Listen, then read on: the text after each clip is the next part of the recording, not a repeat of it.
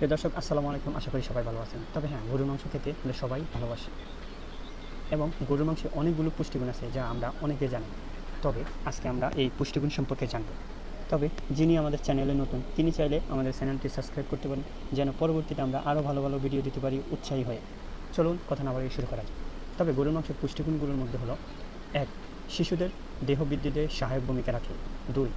বুদ্ধিভিত্তিক sell গঠন করে। ৩. শরীর ও রক্ত বৃদ্ধিতে গুরুত্বপূর্ণ ভূমিকা রাখে। ৫. খনিজের অভাব দূর করে। ৬.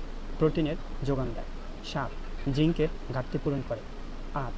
অ্যালকারনেটিন, এটি একটি অ্যাসিড আর যা কিনা চর্বি বিপাকে সহায়তা করে। গ্লুটাথিয়ন, এটি একটি অ্যান্টিঅক্সিডেন্ট যা কিনা রোগ প্রতিরোধ ক্ষমতা বৃদ্ধি করে। মিনারেল, এটি শক্তি বৃদ্ধিতে ব্যাপক ভূমিকা রাখে। ক্যারোসিন, এটি হলো অ্যামাইনো অ্যাসিড যা শরীর মোটা তাজা করতে সাহায্য করে। কনজুগেটেড লিনোলিক অ্যাসিড, এটি শরীরে চর্বি কমিয়ে থাকে।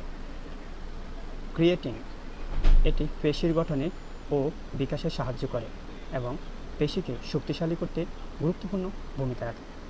এবং আপনি যদি গরুর মাংস খেতে প্রচুর অভ্যস্ত হন এবং স্বাস্থ্য সচেতন হন, তাহলে আপনি গরুর মাংস হালকা ঝোল করে খেতে পারেন এবং সঙ্গে আলু, লাউ অথবা পেঁপে দিয়ে ঝোল করে খেতে পারেন। এটি স্বাস্থ্যের জন্য গুরুত্বপূর্ণ ভূমিকা রাখবে।